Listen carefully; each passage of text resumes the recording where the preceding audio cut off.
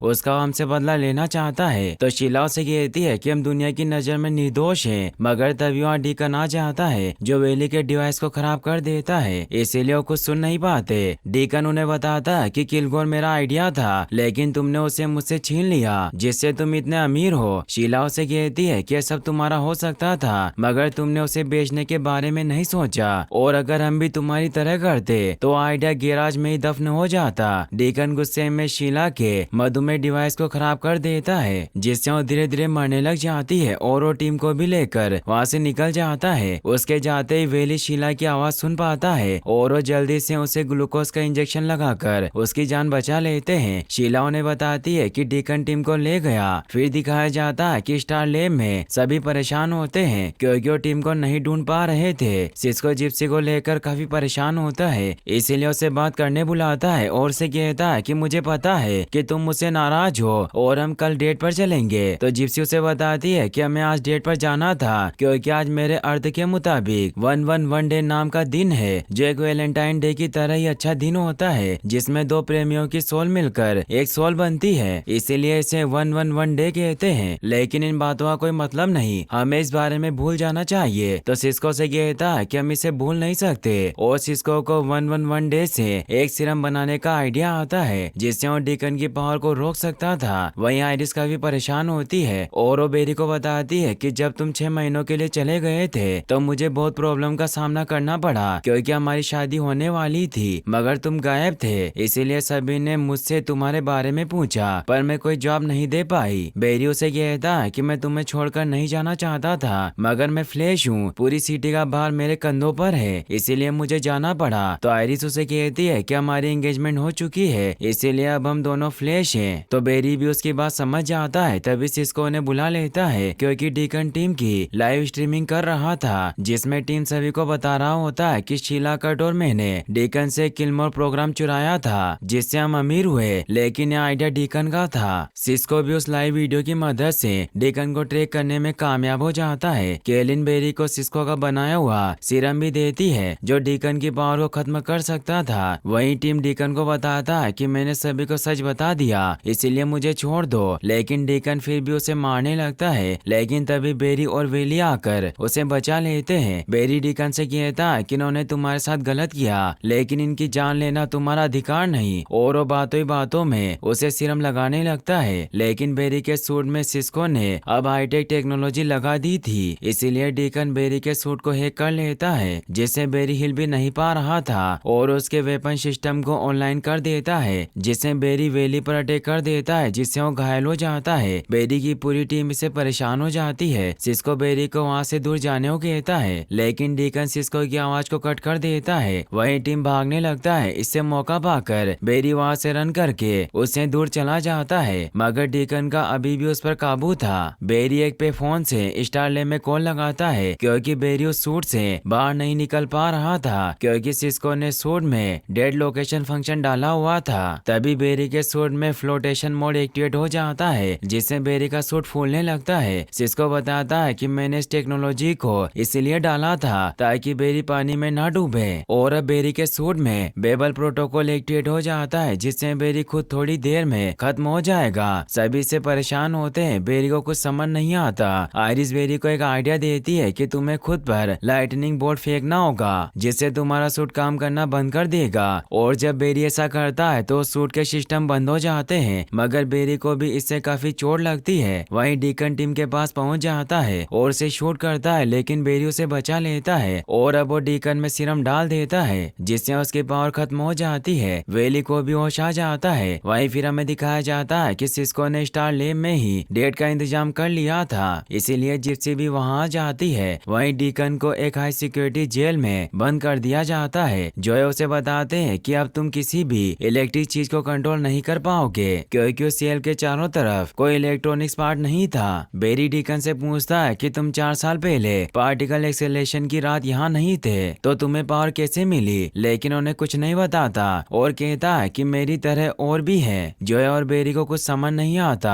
और वो बाहर आकर वार्डन को थैंक्स कहते हैं जिन्होंने ये हाई सिक्योरिटी जेल बनाई थी। आइरिस भी बेरी को बताती है कि सिस्को तुम्हारे सूट की सभी टेक्नोलॉजी निकाल देगा क्योंकि तुम्हें फैंसी गैजेट की कोई जरूरत नहीं। वही हमें में फ्यूचरिस्टिक जगह कोडा में डेओ को दिखाया जाता है, जिसे मालिश बताती है कि हमारे प्लान के अनुसार डीकन को आयरन हाइट जेल के मेटा ह्यूमन विंग में बंद कर दिया गया है और अब हमें आगे क्या करना है। तो डेओ कहता है कि हमें बाकी मेटा ह्यूमन को भी ढूंढना होगा। फिर अब हमें दिखाया जाता है कि डेओ कोडा में अपने दूसरे मेटा ह्यूमन बेकी शार्प के बारे में सोच रहा होता है और हमें 3 वीक पहले का सीन दिखाया जाता है कि कैसे बेकी के बॉयफ्रेंड ने उसे धोखा दिया और उसकी किस्मत ने कभी उसका साथ नहीं दिया। वो एक ब्लैक जैक डीलर के रूप में काम करती थी, मगर उसकी किस्मत की वजह से उसकी जॉब भी चली गई और जब वो बस से वापस लौट रही होती है तब हमें दिखाया जाता है कि उस बस में डीकन भी मौजूद होता है। तभी वहाँ एक अजीब सी रोशनी चमकती है, मगर यहीं पर यह सीन कट हो जाता है। फिर हमें प्रेजेंट का सीन दिखाया जाता है जहाँ बेरी, सिस्को और केलिन साथ में गेम खेल रहे होते हैं। फिर वो जोए और सेसिल के साथ डिनर करते हैं। सेसिल उन्हें बताती है कि मैं तुम सभी को घर पर इनवाइट करती, मगर घर की हालत खराब होने की वजह से मैंने तुम्हें नहीं बुलाया। तभी उन्हें अलर्ट अलार्म मिलता है, इसीलिए वो सभी स्टारलैब जाने के लिए निकल जाते हैं। वही हमें स्टारलैब में वेली को दिखाया जाता है जो गिफ्ट लेकर जेसी का इंतजार कर रहा होता है, क्योंकि उसे लगता था कि जेसी आज उससे मिलने आने वाली है। मगर ब्रिज से हेरी आता है जो उसे जेसी के मैसेज के तौर पर गोलमाल क्यूब देता है, जो अर्थ 2 की एक परंपरा थी। उस गोलमाल क्यूब में जेसी का होलोग्राम मैसेज होता है, लेकिन वो ठीक से काम नहीं करता। हेरी वेली को बताता है कि जेसी अभी काम में बिजी होने की वजह से वो अर्थ 2 को बचाने में लगी है और तुम यहाँ पर बिजी हो, इसीलिए वो तुमसे नहीं मिल सकती। लेकिन वो तुम्हें कभी नहीं भूलेगी क्योंकि तुम उसके पहले बॉयफ्रेंड थे। वेली इससे काफी दुखी होता है कि जेसी ने उससे ब्रेकअप कर लिया। तभी आयरिस को सेंडल सिटी बैंक से चोरी का मैसेज आता है, इसीलिए बेरी वहां जाने के लिए निकल जाता है। वही हमें बेकी को दिखाया जाता है जो सेंडल सिटी बैंक लूटने आई होती है। वो जैसे ही बैंक में दाखिल होती है तो आसपास के लोगों के साथ बहुत बुरा होने लगता है, उनके सांसें अटक जाती है, गैजेट खराब होने लगते हैं जिससे सभी वहाँ से भागने लगते हैं। इस बात का फायदा उठाकर वो बैंक से पैसे चोरी कर लेती है और टैक्सी से निकल जाती है। बेरी उसे पकड़ने आता है, लेकिन अब बेकी की किस्मत बहुत अच्छी थी, इसीलिए बेरी कंचों पर फिसलकर गिर जाता है जिससे उसे नहीं पकड़ पाता। स्टारलैब में जब सभी बैंक की फुटेज देखते हैं तो सभी हैरान होते हैं क्योंकि वहाँ मौजूद सभी लोगों के साथ बेकी की वजह से बुरा हो रहा था। बेरी सभी को बताता है कि उस लड़की की वजह से मेरी किस्मत भी खराब रही जिससे मैं कंचों से गिर गया। आयरिस उन्हें बताती है कि मैंने इस केस से पता कर लिया है कि उस लड़की का नाम बेकी शार्प है जो 3 सालों से सेंडल सिटी में रह रही है और उसके ऊपर कोई केस नहीं, लेकिन उसने 2 बार अपनी बिल्ली के गुम होने की रिपोर्ट लिखाई थी। हेरी उन्हें बताता है कि बेकी एक मेटा ह्यूमन है जिससे वो अपने आसपास मौजूद कणों को सकारात्मक रूप से प्रभावित कर सकती है, जिससे उसका भाग्य अच्छा होता है, लेकिन उसके आसपास के लोगों के साथ बहुत बुरा होता है। आयरिस उन्हें कहती है कि बेकी 3 साल से सेंट्रल सिटी में रह रही है और अगर उसे कणा विस्फोट से पावर नहीं मिली तो मेटा ह्यूमन कैसे बनी। बेरी उन्हें कहता है कि जैसे डीकन को कहीं और से पावर मिली थी वैसे ही बेकी को भी पावर मिली होगी, लेकिन किसी को समझ नहीं आता कि ये नए मेटा ह्यूमन कैसे बन रहे हैं। इसीलिए अब सिस्को और हैरी शहर में डार्क मैटर सोर्स को ढूंढने लग जाते हैं ताकि वो पता लगा सके कि नए मेटा कैसे बन रहे हैं। जोए को सेसिल का कॉल आता है, इसीलिए वो घर चले जाते हैं जहाँ वो देखते हैं कि सेसिल ने प्लम्बर को बुलाया है क्योंकि घर की आवाजें बढ़ती जा रही थी और घर को ठीक कराने में बहुत पैसे लगने वाले थे। इसीलिए सेसिल जो को कहती है कि हमें घर भेज देना चाहिए। जोए परेशान होते हैं क्योंकि उनकी घर के साथ यादें जुड़ी हुई थी, इसीलिए वो सेसिल से सोचने के लिए वक्त मांगते हैं। वहीं आयरिस भी अपनी वेडिंग की ड्रेस पहन लेती है क्योंकि उन्होंने शादी के लिए पूरी तैयारी कर ली थी, मगर तभी बेरी वहाँ आ जाता है और वो आयरिस को उस ड्रेस में देख लेता है जिससे आयरिस बहुत परेशान हो जाती है। वो बेरी को बताती है कि शादी से पहले दुल्हन को शादी की ड्रेस में देखना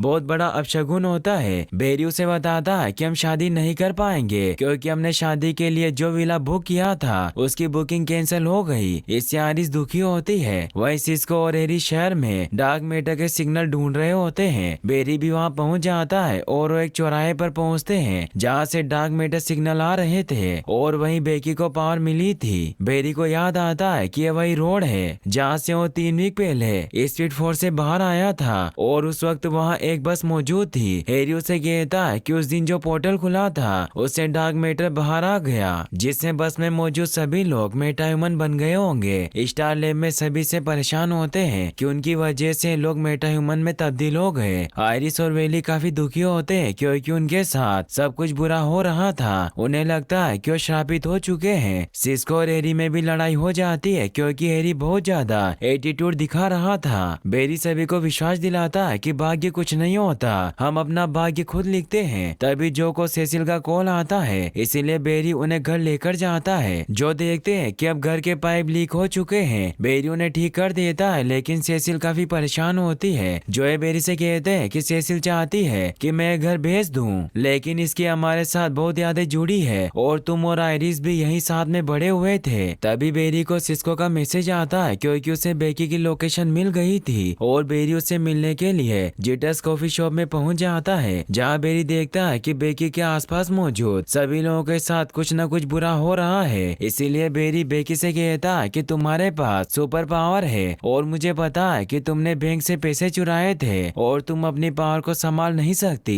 तो बेकी उसे बताती है कि मैंने अपनी लाइफ में बहुत मुश्किलों का सामना किया क्योंकि कभी मेरे लक ने मेरा साथ नहीं दिया, मगर मुझे पता था कि एक दिन यूनिवर्स को इस बात का अफसोस होगा। और जब मैं उस बस में चढ़ी तो मुझे लक की पावर मिली। बेरी उसे कहता है कि तुम्हारी वजह से सभी लोग मुसीबत में पड़ रहे हैं। तो बेकी उन्हें कहती है कि मुझे इससे कोई फर्क नहीं पड़ता और तुम मेरे पीछे आने की कोशिश मत करना, वरना तुम्हारे साथ भी बुरा होगा। यह कहकर वहाँ से निकल जाती है। बेरी स्टार लैब आकर सभी को बताता है कि बेकी की पावर एक निश्चित क्षेत्र में काम करती है। सिस्को बेकी के उस लक फील्ड को हजार्ड नाम देता है। जोय और वेली उसे कहते हैं कि बेकी की वजह से हमारे साथ भी बुरा हो रहा है, मगर बेरी उन्हें विश्वास दिलाता है कि ऐसा कुछ नहीं है। तभी बेरी को आयरिस का कॉल आता है और उसे चर्च में बुलाती है, जहाँ एक आदमी का फ्यूनरल चल रहा था। आयरिस बेरी को बताती है कि हम अभी शादी करने वाले हैं क्योंकि हमारा लक हमारे साथ नहीं। इसीलिए फ्यूनरल खत्म होते ही फादर के पास शादी के लिए पहुंच जाते हैं, मगर फादर को धुएं की वजह से एलर्जी होने लगती है, जिससे आयरिस और बेरी की शादी नहीं हो पाती। आयरिस इससे परेशान होकर वहाँ से चली जाती है। वहीं स्टार लैब में सिस्को हैरी के पास जाता है और उससे जेसी के बारे में पूछता है। तो हैरी बताता है कि मैंने जेसी के साथ मिलकर हमारी एक टीम बनाई थी, मगर फिर जेसी ने मुझे टीम से बाहर निकाल दिया क्योंकि मैं बहुत ज्यादा ट्रेनिंग देता हूँ और लोगों के साथ ज्यादा पर्सनल बॉन्डिंग नहीं बना सकता, इसी वजह से मैं यहाँ हूँ। तभी उन्हें अलर्ट अलार्म मिलने लगता है क्योंकि बेकी कैसीनो में बहुत ज्यादा गेम खेलकर लगातार जीती जा रही थी, जिससे उसके उत्सुक होने की वजह से उसका लक फील्ड बढ़ता ही जा रहा था, जिससे पूरे सेंट्रल सिटी के लोगों के साथ बुरा होने लगता है। जोए के घर में भी पानी टपकने लगता है, साथ ही उनका घर भी टूटता जा रहा था और ये सब बेकी के लक फील्ड की वजह से था। वहीं अब बर्ड की वजह से एक प्लेन भी क्रैश होने लगता है। इससे स्टार लैब में फ्लैश टीम काफी परेशान हो जाती है और अब स्टार लैब में भी पार्टिकल एक्सेलेरेशन मशीन फिर से स्टार्ट हो जाती है। इससे और ज्यादा डर जाते हैं क्योंकि वो कुछ ही देर में फट जाएगा। इसीलिए हैरी और सिस्को उसे बंद करने की कोशिश करने लग जाते हैं। बेरी बेकी को रोकने के लिए कैसीनो में पहुंच जाता है ताकि उसे पावर डैम्पर हथकड़ी की मदद से रोक सके,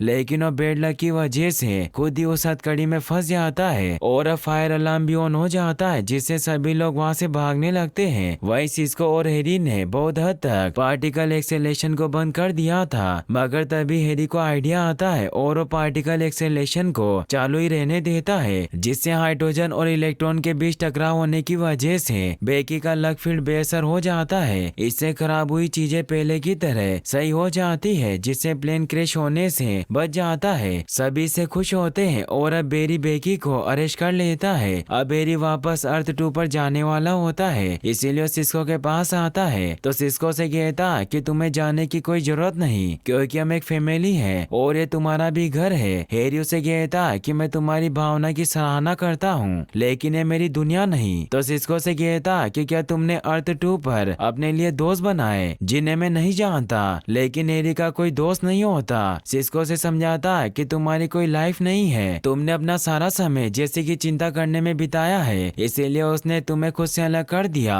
ताकि तुम अपनी एक लाइफ बना सको। इसीलिए हम भी तुम्हारी मदद कर सकते हैं और तुम्हें हमारे साथ यही रहना होगा। हैरी भी इससे खुश होता है। बेरी और जोए भी स्टार लैब आ जाते हैं, जो सभी को बताते हैं कि बेकी को भी आयरन हाइट्स के मेटा विंग में बंद कर दिया है। हैरी उन्हें सैटेलाइट के हिट साइन दिखाता है, जिससे उन्हें पता चलता